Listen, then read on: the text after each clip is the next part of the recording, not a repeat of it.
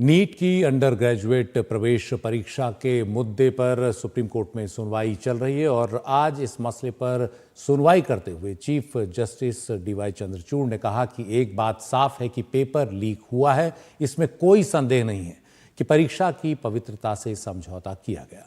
इस लीक की सीमा क्या है, यानी कितना लीक हुआ है, कितने छात्र इससे प्रभावित हुए हैं, इसकी प्रकृति क्या है, ये हमें पता लगानी होगी। हमें दोबारा परीक्षा का आदेश देते समय सावधान रहना होगा क्योंकि हम 23 लाख छात्रों के करियर से जुड़े हैं। केंद्र और एनटीए की तरफ से गलत करने वाले और लाभार्थियों पर क्या कार्रवाई की गई है, ये सुप्रीम कोर्ट ने सवाल खड़ा किया है। नीट से जुड़ी 35 से ज्यादा याचिकाओं पर सुप्रीम कोर्ट में सुनवाई हो रही है और ये पूरा का पूरा मसला काफ़ी ज़्यादा संवेदनशील है। नीट देश की वो परीक्षा है जिसमें सबसे ज़्यादा छात्र हिस्सा लेते हैं। इस साल 23 लाख छात्र इस परीक्षा में बैठे और इसका पेपर लीक होने के बाद से ये छात्र काफ़ी परेशान हैं, उनके अभिभावक काफ़ी परेशान हैं। हमारे साथ हमारे सहयोगी शरद शर्मा हैं। शरद, सुप्रीम कोर्ट में चीफ जस्टिस ने जो आज कहा है उसे देखते हुए ये तो साफ है कि नीट का पेपर लीक हुआ है, इसमें कोई शक नहीं, लेकिन उनका जो दूसरी टिप्पणी है उससे लगता है कि शायद नीट को पूरी तरह से रद्द न किया जाए। हो सकता है सुप्रीम कोर्ट इस मसले पर काफी गंभीरता से विचार करे। सबसे पहले तो सुशील जी, हमें समझना होगा कि पहली बार देश के चीफ जस्टिस इस मामले की सुनवाई कर रहे हैं। इससे पहले वेकेशन बेंच के सामने, यानी कि जब कोर्ट की छुट्टी चल रही थी तो उस समय जो भी जज उपलब्ध थे उन्होंने मामले को सुना, लेकिन विस्तृत तौर पर यह मानना चाहिए कि आज पहली बार ही इस मामले की सुनवाई हो रही है।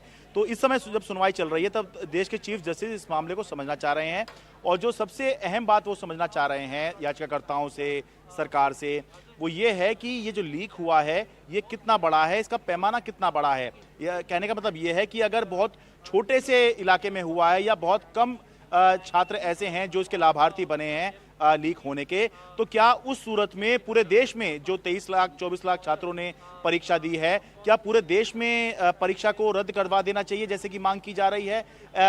चीफ जस्टिस का ये कहना है कि ये जो रीटेस्ट का जो ऑप्शन है ये लास्ट विकल्प होगा, लेकिन उससे पहले जो सुप्रीम कोर्ट है वो अभी ऐसा लग रहा है कि एक मल्टी डिसिप्लिनरी कमेटी, यानी कि अलग अलग एक्सपर्ट की एक कमेटी बनाना चाहता है, क्योंकि सुप्रीम कोर्ट खुद जो देश के चीफ जस्टिस हैं वो इस मामले के एक्सपर्ट नहीं हैं। वो चाहते हैं कि एक कमेटी ऐसी बन जाए जिसमें एक्सपर्ट हों जो इस मामले को समझते हैं और फिर वो सारे पहलुओं को का परीक्षण करके सुप्रीम कोर्ट को बताएं और उस आधार पर सुप्रीम कोर्ट अपना फैसला सुनाए। लेकिन ये अभी कोई अंतिम फैसला नहीं हुआ है कि एक कमेटी बन जाएगी। अभी सुप्रीम कोर्ट में सुनवाई चल ही रही है।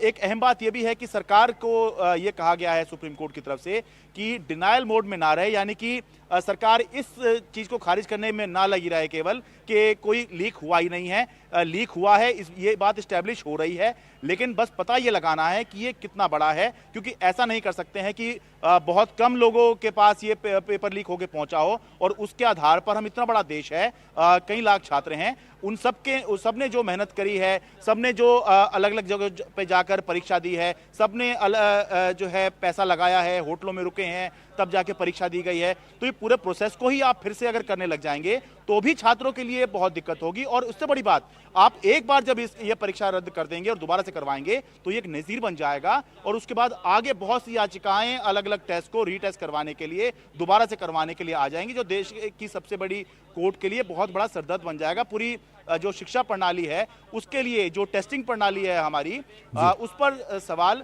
उठ जाएगा। तो इसलिए अभी सुप्रीम कोर्ट इस मामले को समझ रहा है। कुछ देर में संभव है कि कोई ऑर्डर सुप्रीम कोर्ट की तरफ से आए, हालांकि अभी कह नहीं सकते, हो सकता है सुप्रीम कोर्ट आज समय ले और कल अपना कोई आदेश जारी करे। फिलहाल सुप्रीम कोर्ट में सुनवाई चल रही है। बहुत बहुत शुक्रिया शरद इस पूरी जानकारी के लिए। तो इस मामले में जो भी फैसला होगा वो जल्द आएगा क्योंकि छात्रों के भविष्य का सवाल है।